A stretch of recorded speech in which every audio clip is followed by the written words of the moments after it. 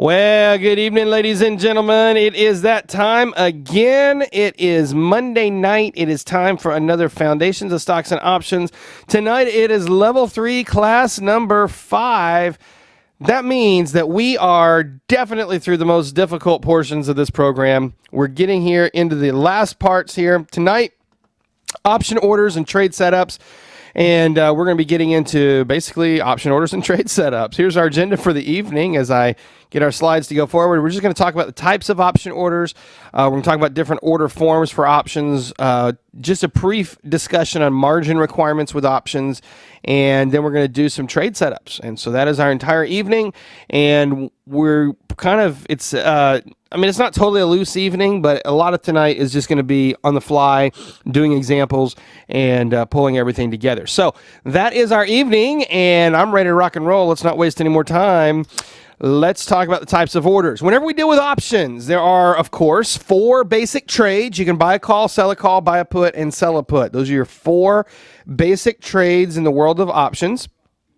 And you can take those 4 trades and you can apply them in various ways, obviously. When you buy a call, you're opening, I say that. We're going to look at this in just a moment. You can buy a call to open a position or to close a position. You can sell a call to open a position or to close it. You can buy a put to open or close, sell a put to open or close. So these 4 basic trade orders, buy a call, sell a call, buy a put, sell a put, these 4 basic orders, they combine to create all sorts of different strategies here in the world of option trading. I've decided, I made a kind of an executive decision when I put together this new version of Foundations to cut out a lot of the more advanced option orders, and we're going to pull that together into our advanced option training program that's going to be coming out. And that way what I can do is I can let you guys focus on the basics, get the basics of options trading under your belt. It frees me up to teach you more of the nitty-gritty, the details of the basics, and not confuse you with all these advanced strategies. However, I will just tell you that the key to understanding even advanced option strategies is very simple. These basic orders right here: buy a call, sell a call, buy a put, sell a put. When you buy a call, you buy the right to buy the stock. When you sell a call, you sell that right. Consequently, you've become obligated. When you buy a put, you buy the right to sell a stock. When you sell a put, you've become obligated to the person who you sold that to, so you're going to become obligated to buy the stock.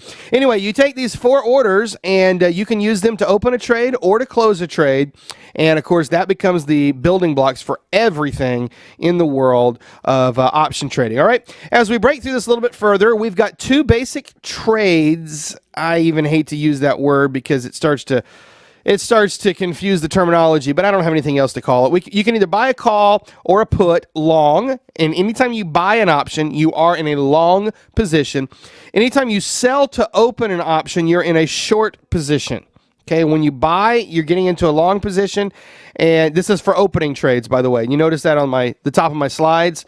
Opening trades, when you're opening a trade, you are buying. When you buy, you're in a long position. When you sell, you're in a short position. So let's say that even you did a covered call, which we talked about way back in class number 8, level 1, class 8, so a long time ago. But let's say you do a covered call, you own the stock, and then you sell a call option. If you sell to open that call, you're in a short option position, whether you like it or not. Now, nothing right or wrong about that. It's just a function of how that trade is going to work. So you can both buy and sell calls and puts. When you buy a call, you're long the call. When you sell a call, you're short the call.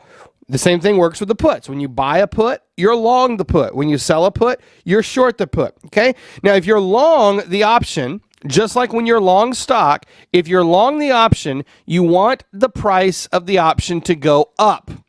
So let me just do a little quizzing for you here, seeing how well I've taught you over the last several weeks here.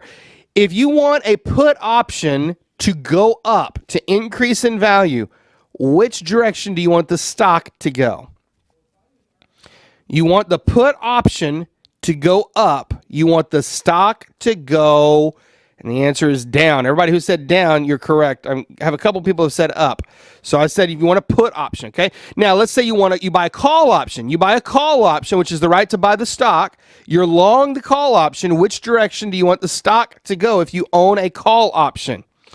If you own a call, then of course the answer is up, okay? Now, what if you are short the position? See, if you buy the position long, you want the option to go up. You buy the option, you're holding it, hoping it will increase in value. Well, if you're short anything, pretty much when you short anything, this is the terminology, when you're short, you want it to go down. So if you're short a stock, you want the stock to go down. You sell it at one price, and you're wanting to buy it at a lower price. So you want the stock to go down. The same thing happens when you short an option. If you sell a call option short, you sell it to open the trade, you want the stock to go which direction?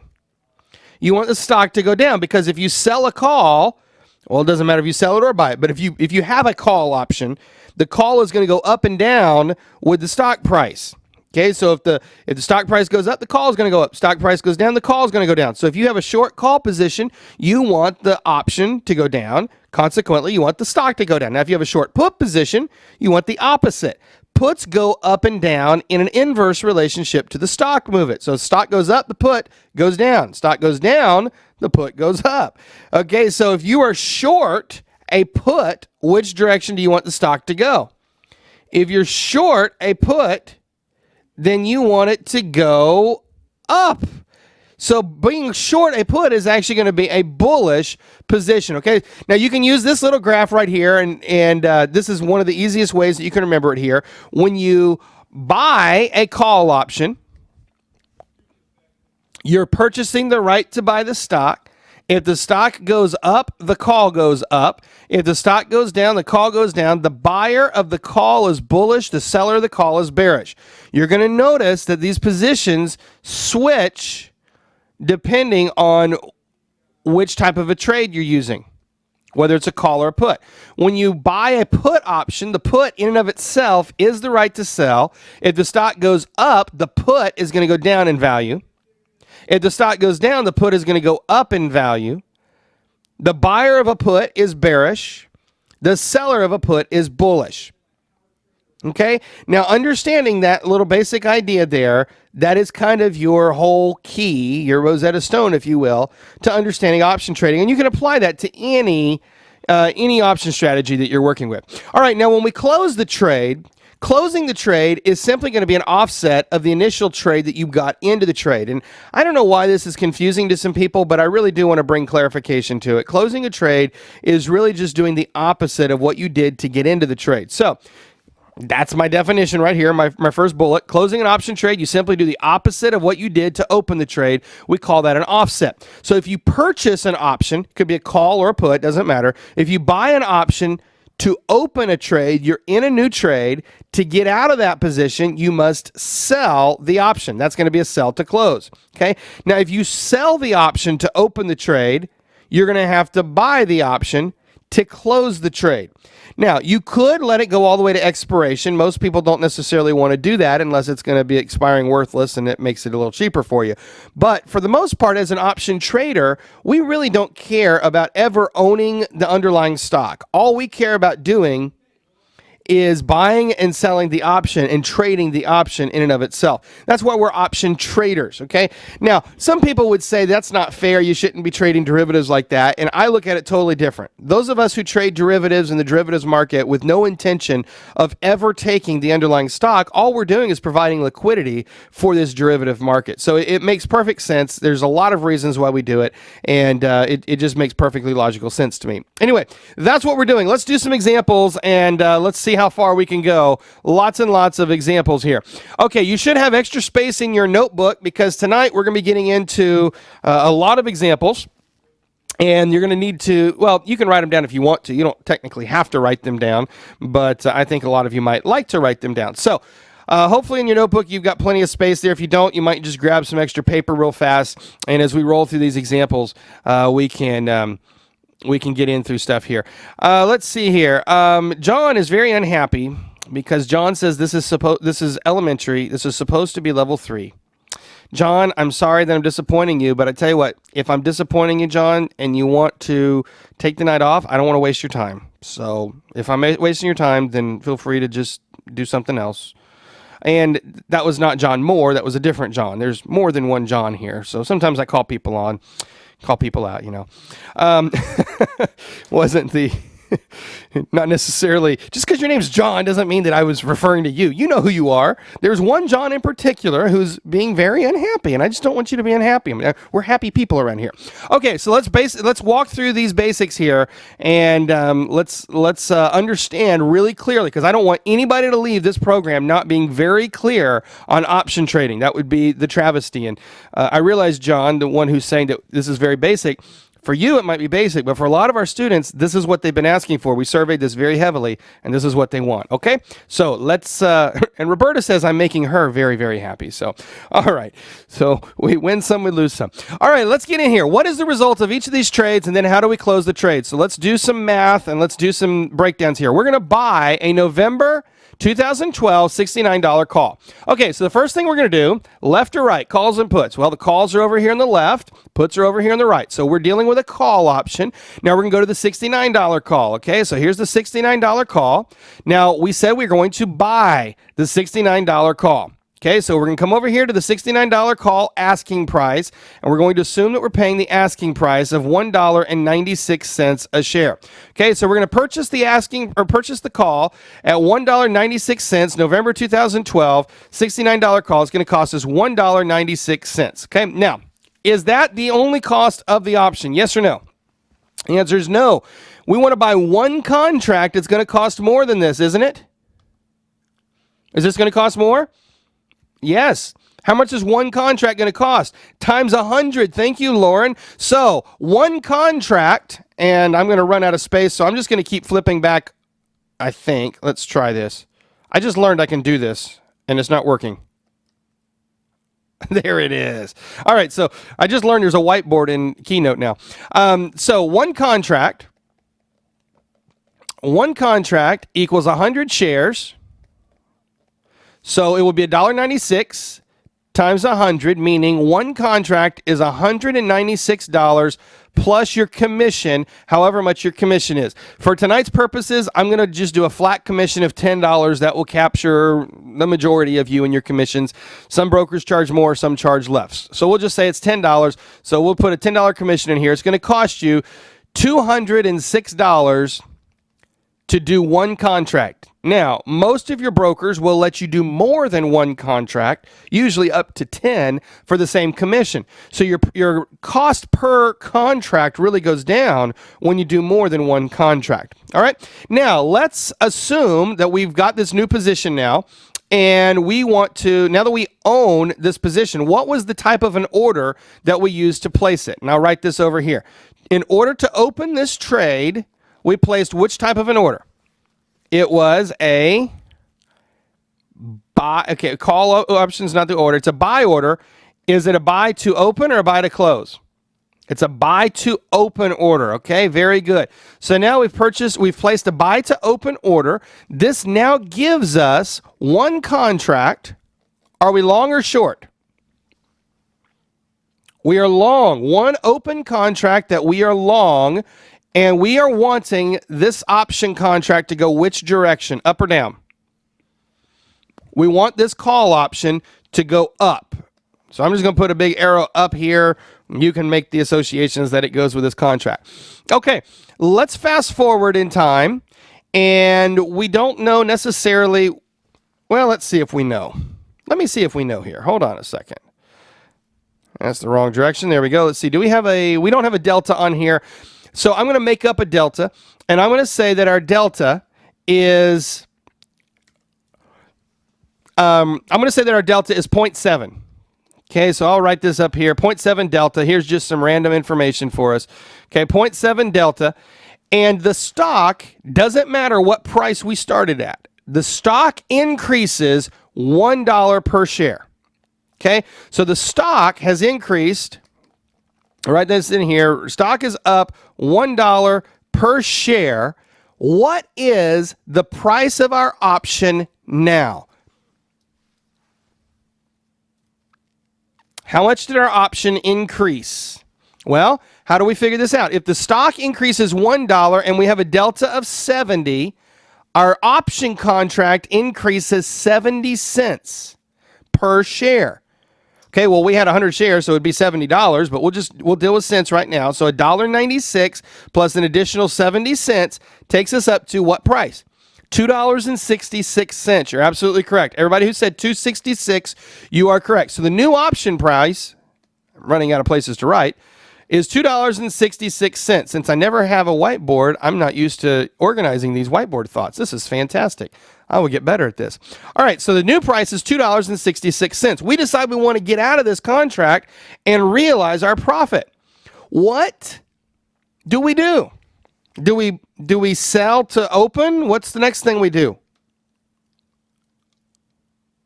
Next thing, we're going to sell to close. Thank you very much. So we're going to sell to close, and we're going to sell to close one contract. Are we selling it short? No, we're selling it to close. So we're closing a long contract now, okay? So now our contract is worth $266. I'm running out of space. $266 to close this, plus we're going to take out our commission of $10. We will bring in $256 cash. Okay, now let's just do our math real fast so we can see the full profit here. Remember, we invested $196. That was the money in. We brought out $256 after commissions. Okay, that leaves us with $60 profit. Your profit divided by your $196 initial leaves us with, I have to get my calculator for this part. These numbers are getting really big. All right, 60 divided by $60 divided by 196 is 30% ROI on this trade. Does everybody understand how this trade went down?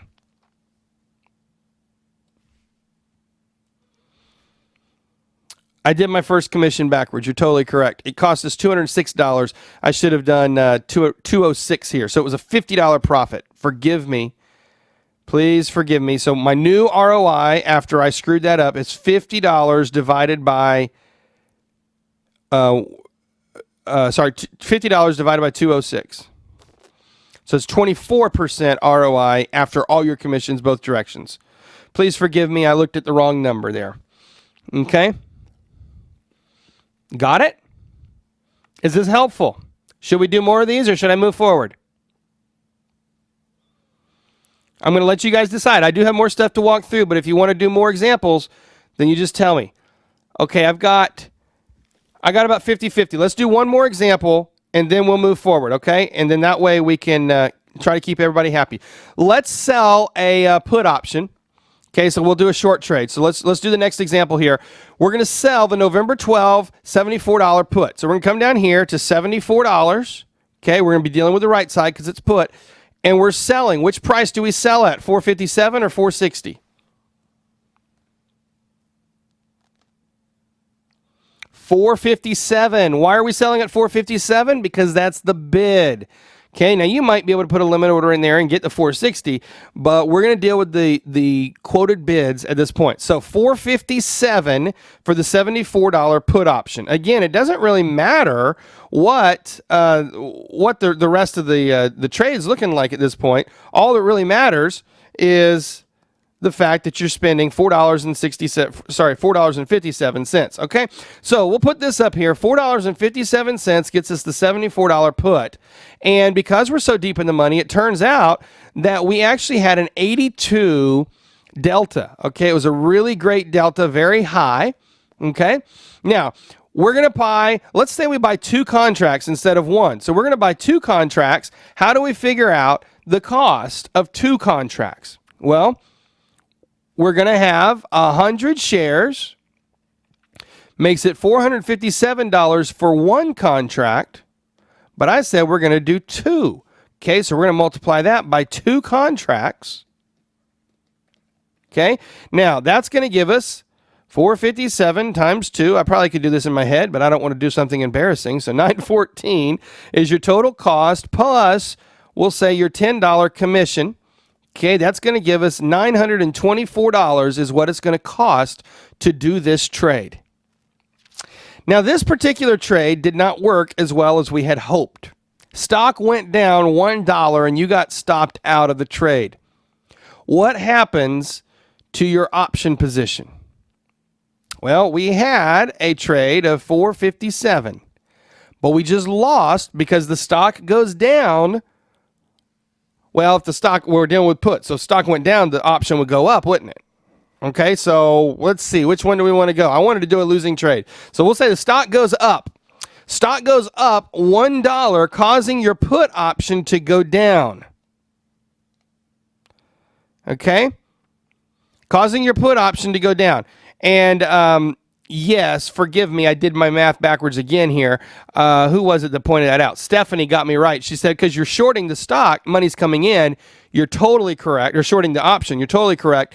And so we're actually receiving 904. You can see I never actually factor my commissions on paper. The computer always does it, and it just says, hey, here's what you owe, or here's what you're getting. So 904 is coming in because this commission actually comes out of the money that we're receiving in.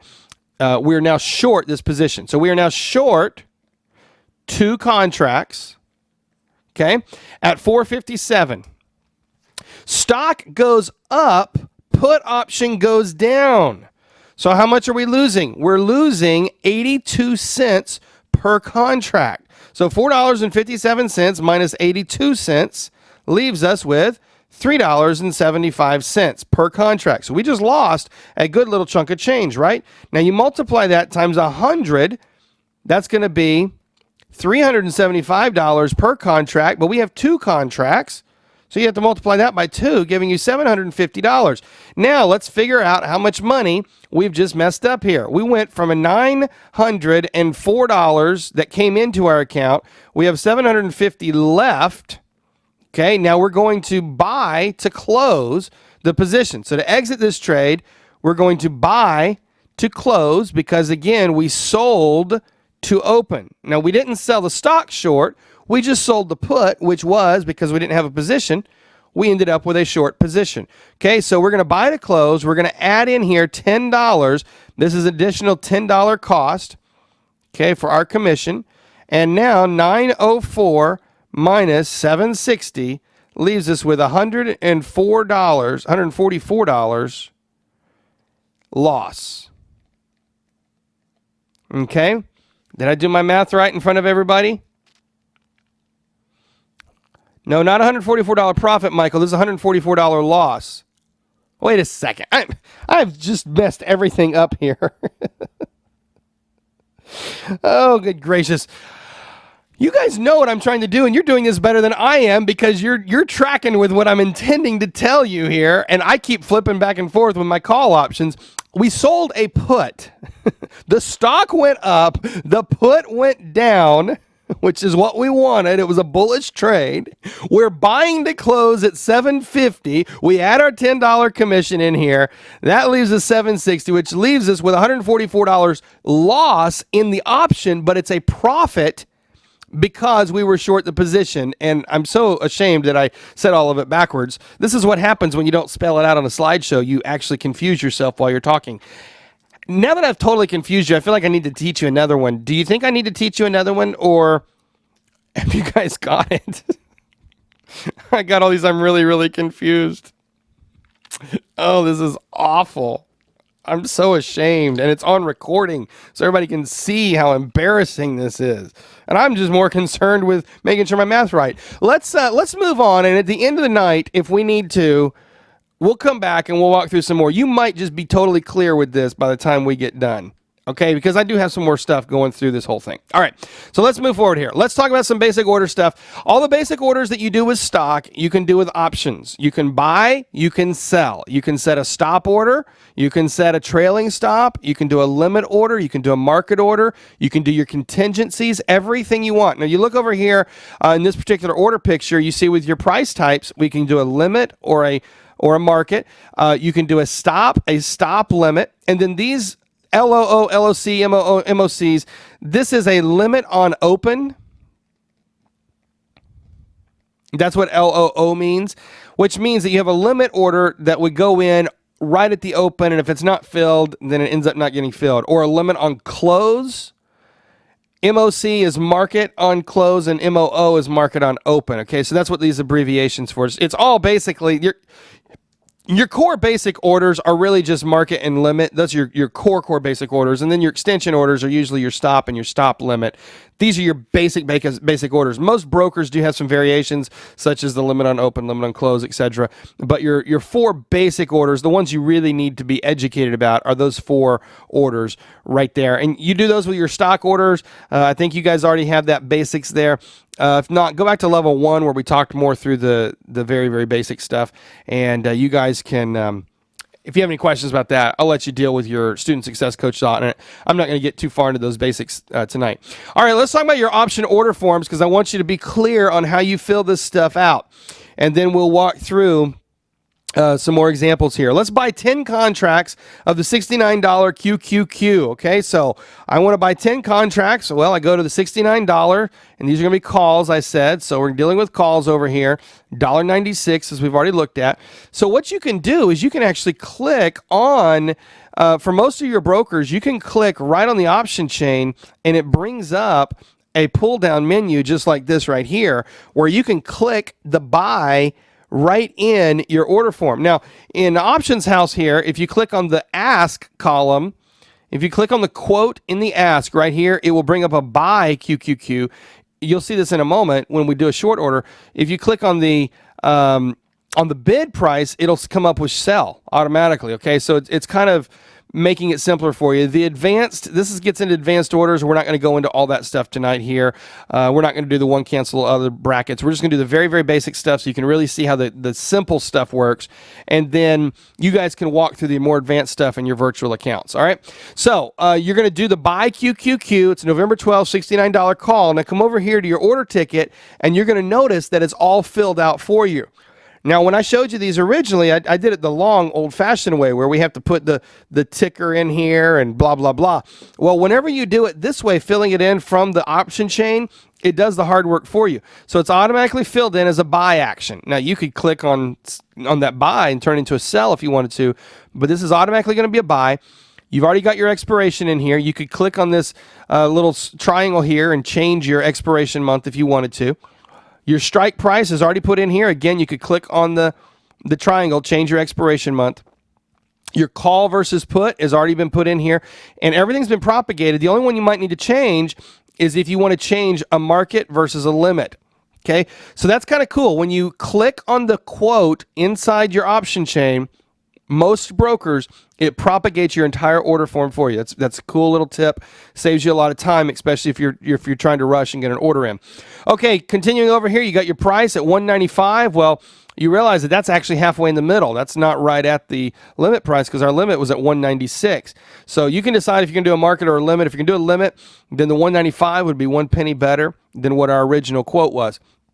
Then you've got your duration. You can do this for a day, or a GTC is good till cancel. If you do a day order, it'll expire at the end of the day. If you do a good till cancel, it'll stay there until you come in and cancel that. Okay, that's a good till cancel. All right, now let's click on preview, and once you've placed the order, it ends up in your positions. So I just took some quick screenshots. Here's your positions. Now you see it in your positions tab here, and now you've got a new position, 69 call. You got 10 of them. You had a 193 is what we got in at because I ended up doing a market order. And then the cost basis is $19.50. Now, why do we have a $19.50 cost basis if we got in at $19.30? Students, why does it cost $20 more than what we got in at? Commissions. Thank you. Yes, commissions. So as you start to, initially it's always fun to not factor commissions in. But if you really want to get down to the nitty gritty and be very detailed about it, eventually you have to start considering that you are paying commissions. All right. So we actually show a $20 loss here. And you can see that the bid and the ask has fallen since we originally got our quote. And so at the time of this transaction, the trade was actually falling just a little bit. Okay, now if you come back through and you click on your position, you can click right on the position itself. And you, at least in Options House, not all brokers, but most brokers do something very similar to this. You click on the position itself, you get this drop-down menu, and you can say, do I want to view my QQQ quote? Or, look at this, sell it right here. So now we're going to close it. So to open the trade, we did a buy to open. Now that we did a buy to open, we are long or short, ladies and gentlemen. we are long 10 contracts, okay, because we bought to open. Now to close it, we're going to do a sell to close. Okay, and you can see it right here. We're going to sell the QQQ, sell everything. You read it right along through here. And once we place go on it, watch what happens. Boom, the order ticket looks the same. It's all propagated, but look here. Your action has been turned to a sell. You've got everything else still propagated the same. And if you do a limit order, you got a limit. You could change this price type right here. If you wanted this to be a stop, this is what you would do. You would, unfortunately, there's a screenshot, but I'll show you in a moment when we go back over to the actual broker. You can click on this little triangle, and you could click on stop or stop limit, and you can actually set this as a stop order instead of just a sell to close immediately. It's a sell to close as a stop. So it would only trigger if the stop was actually triggered. Okay, then when you're done, you just hit your preview. All right, now let's do one with puts. Okay, did that make sense to you guys? You guys tracking with me? Any questions about placing call orders? Anybody? Okay. What is better, a stop or a stop limit? Kathleen, I would generally prefer a stop because here's the deal. If the stock is going against you very rapidly and you want to get out, if you place a limit order, it's probably going to miss it. It's just that simple. You know what I'm saying? Because the stock is falling very fast. So if you place a limit order, the stock has to come back up to get to your limit. So the market order goes in immediately. Okay? All right. Great. Now let's do another one here. And then we're going to go over and we're going to actually get into the broker and we're going to place some of these. So I'm going to try to take your questions a little bit more live and see if I can't answer a lot of questions and stuff here. Okay? So let's do this put one. We're going to sell some puts. So we're going to be long or short if we're selling puts. We're going to be short because we're selling $74 puts. Okay, so come down here to $74 puts. We're going to sell this for $457. Okay, now if we just click on that price, watch what happens. It automatically comes up with the sell ticket. You see that?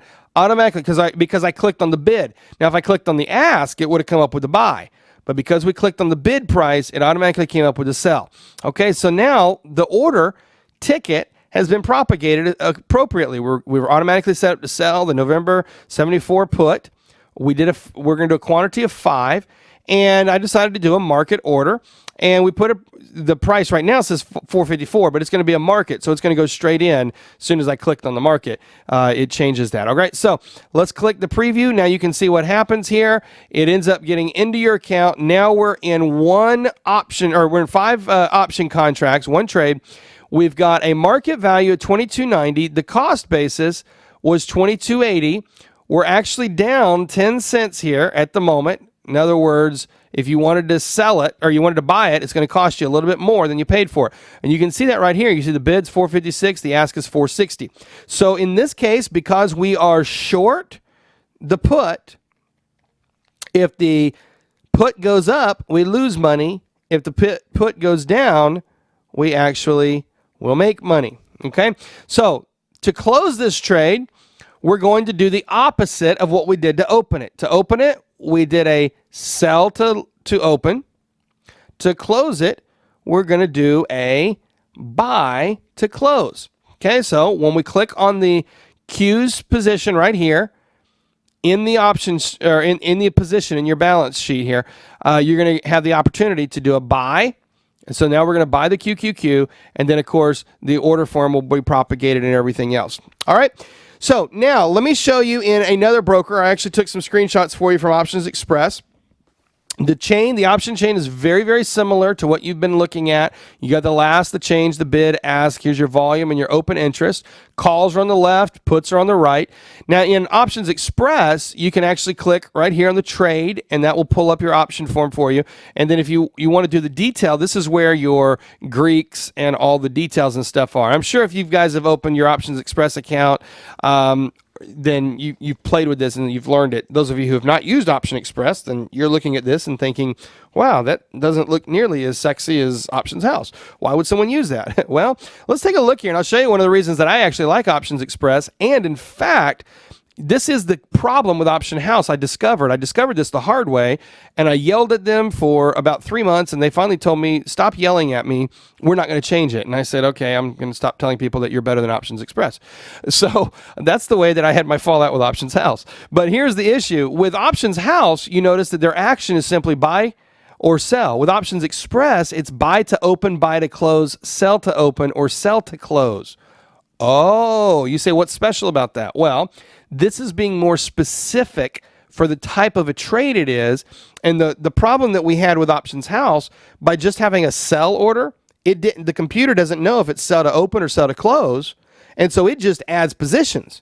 So let's say you had 10 long positions. Let's say you had 10 long calls, and you did a sell to close at a price target. Okay, so you did a sell to close at a price target, and you did a sell to close as a stop. The computer sees that as twice as many sell to closes, and it takes all your margin because it sees it as open orders. That was the problem with Option House, which is why I got really upset with them, because the way that I teach you that you can do targeting and bracket trades and everything, they've screwed their computer program up, and rather than make it good, they just told me I was stupid, and I told them they were stupid. Anyway, I still think their platform looks better, and so I like it for my screenshots, even though, as I've told you many times, I actually trade from Options Express. All right, walking through this order form just so you guys can see what it looks like here. Let's say we're going to sell to open these positions. We're going to click on sell to open here, and then once you've done that, you can read the order form here. You got your Qs, November 12, 74 puts, sell to open, quantity 5. We can do a market or a limit. You can do a stop or a stop limit. And then you could also just do, at the end of the day, a market on close. That would be the MOC order, market on close. You can also get in here and do advanced orders. You can do contingencies and whatnot if you wish to do so. When you click on preview order, it previews it, and then the whole thing goes through. Okay, so that's the way that the order form would look like in Options Express. All right, let's come back over here and let's talk about how you do a contingency order. Okay? I told you that everything that you do with a stock order, you can do with an options order as well. That's a beautiful thing. Modern technology. It's fantastic. Okay, so let's say that we're back to purchasing our November 2012 $69 call. Okay, so we're back to buying the call, and I'll just come in here and buy $69 call. Okay, and you can see that we've set the order form up with a buy, November 12, 69 call, blah, blah, blah. But let's say that we only want to buy this call option if the stock price increases. In other words, this is going to be a trigger trade.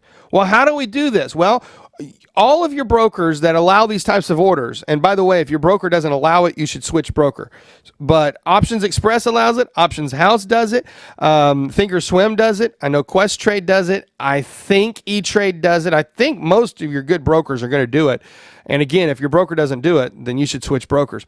But what they're going to have is they're going to have a way you can trigger the trade, whether it's called a contingency, criteria, trigger. There's all sorts of different names for it. You'll have to check with your broker for how they do it. But here's the idea. In Options House, we're going to click on this little trigger button. And watch what happens. When I click it, it opens up an additional order. Now you've got the yellow order, which is the one we're working on. This is the trigger. And then you've got your main order. Okay? Now look down here. We're going to change this. You could do this based on time. You could do a contingency based on the option price or a contingency based on the stock price. So we're going to do this based on stock price. So here's your condition. If the last price for the QQQ, if the last price is greater than, and I made up an arbitrary number, 69.62, then trigger my trade. Well, what was my trade? My trade was order A. Okay, so the trigger is the contingency. It's the criteria or the condition. Okay, when we've met this condition, then place my order. What was my order? Again, my order was this order over here to buy the November 12 $69 call.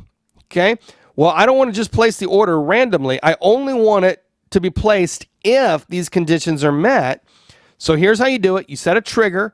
If the last price is greater than, and then you put your price. I did 69.62, and then you can see your summary down here. If the QQQ has a last price that's greater than $69.62 for a day, just a day order, then buy one QQQ $69 call at a limit price of $195.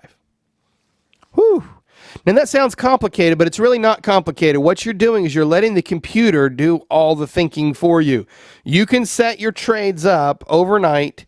You can set them up like right now. We're going to go set some up here in just a minute. You can set your trades up overnight, and then if they get triggered, great. If they don't get triggered, no big deal. But you've already done your analysis, and you're letting the stock trade come to you rather than you trying to force the trade itself, okay? Now, we can do the exact same thing with a sell order. Okay, so let's just flip this thing upside down now. Instead of buying it, we're going to sell it. And let's say we already purchased the trade. We want to sell to close, okay? So we do a sell order. You're setting your sells up. Your November 12, $69 call, quantity of 1, market price. Okay, we're going to click the trigger button. And when we do that, here's our condition. If the last price is below, it's less than $67.50, then trigger my order. So you can read the summary right here. If the QQQ stock has a last price that's less than $67.50, good until cancel, then sell my QQQ November $69 call at a market price, good till cancel. Now, why would I buy an option when the stock is above $69.62 and have a sell order down here at $67.50? Why would I do that? This is effectively a stop, but it's not a stop based on the option price. It's a stop based on the stock price. You see what I'm saying? So you guys often ask, how do you do these criteria orders for a stop? Or you say, how do you set your stops for an option? This is my preferred way of setting a stop for an option right here. Okay? I do it usually with a conditional order. All right, any questions about that before I move forward? And we got plenty of time. We're going to walk through a lot of these here in just a moment.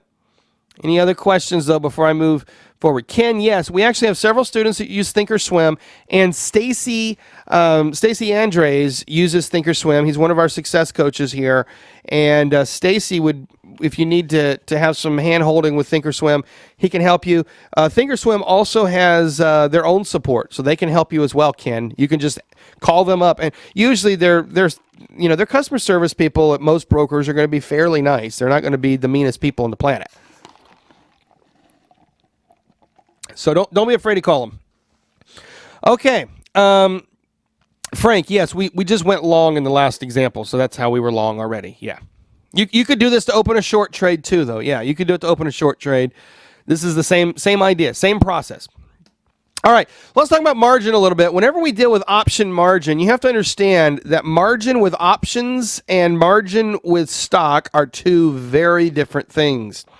Option with stock is borrowing half of the money to buy half of the stock.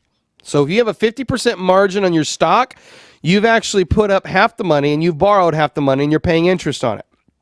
When you're dealing with options, if you're dealing with long options, you're not getting any margin. Even if you have a margin account, you're not really going to be paying any margin on it. You must put up 100% of the contract for your option trade if you're in a long trade. Now, with a short trade, margin is really a deposit, just in case the trade goes against you, okay? So short options, and I should clarify, these are going to be naked short options. Naked short options mean that you don't own the underlying stock or you don't have a protective position, which you could create with an option as well. That's getting into some more advanced stuff. But bottom line, if you just go out and sell calls or you just go out and sell naked puts, then this is going to be your basic requirement, assuming you have a margin account. Okay, so short options are going to require margin. Now, you can do it cash. I will put that in here. You can do all cash. And an all cash position would just be 100% of the risk. That's how the all cash position would work. So let's say you sold a naked put and you sold it at $50 per share, a $50 strike price. The maximum risk you would have would be if the stock went to zero. So you could put up $50 a share. That would be your maximum risk. And that could be your cash deposit to make sure the trade doesn't go against you. That's probably not going to happen. You probably would rather do that for your simple option margin, which would be 20%. Here's your basic option margin for a short position is 100% of the option premium plus 20% of the stock. 100% of the option premium plus 20% of the stock. Now, if you do ETFs, specifically index ETFs, and I'm having to be a little bit careful how I say this because it's not for all of them, but for a broad market ETF, in other words, the QQQ, the SPY, if it's a broad market exchange traded fund, then the margin requirement is 15%. 100% of the option premium plus 15%. They see it as more stable, so that's why they let you do that. But individual equities and narrow-based index funds, it's going to be 20%. If you just plan 20%, that will get you further down the road, and then you'll have some extra money, great. But you'd rather have too much money set aside than not enough. All right. Now, you can always go over to CBOE and get some more information on this. Every broker has it clearly listed. Every broker should have their margin requirements spelled out. CBOE has it spelled out for you. I've put the link in here. It's on your website, or it's your notebook. So I'm trying to say it's in your notebook as well. All right. When it comes to margin, the easiest thing to do is use your broker's margin calculator. That's what I find the simplest. I do not sit around and say, okay, how much margin am I going to need? I know if I can do the trade or not, and I just go in and I set the trade up. I fill out the order form. And when I get ready to place the trade, it says this is how much margin you need. And if I don't have enough money, I say, oh, well, I can't do that trade, or I reduce my number of contracts. And if I got the money and I say, hey, I'm willing to take that amount of risk, then I can get into the trade. That's the easiest way. I mean, you don't have to think too much about it. But if you want to be really detailed about it, then you can sit there and you can fill it out, and you can actually think through the math before you ever fill the form out. And if that makes you happier, then it makes you happier. You can go to that CBOE link again for more information. It's in your notebook as well. All right. I don't know that there's a whole lot more questions that we need to do on margin. If there are, then feel free to write it in there, and we'll try to get the questions answered. I'm accidentally going to CBOE, which we don't want to do. All right, let's walk through some trade setups here, and then you can ask whatever questions you want. We've got about 40 minutes left, and I will try to answer anything that I can answer for you. All right, so your basic option trade setup principles right here. Regardless of the option strategy, you must first read the stock and pick a direction. And then once you've picked a direction, simply apply the appropriate option strategy. Now, let's go through really fast here. What are the strategies that you've learned? So far, you have learned about buying calls, and you have learned about buying puts. Okay, so buying calls is bullish or bearish? It's going to be bullish. Okay, buying puts is going to be bearish. We've also learned about selling covered calls. Now, as a quick refresher, covered calls is when you own the stock plus you sell or you write a call option.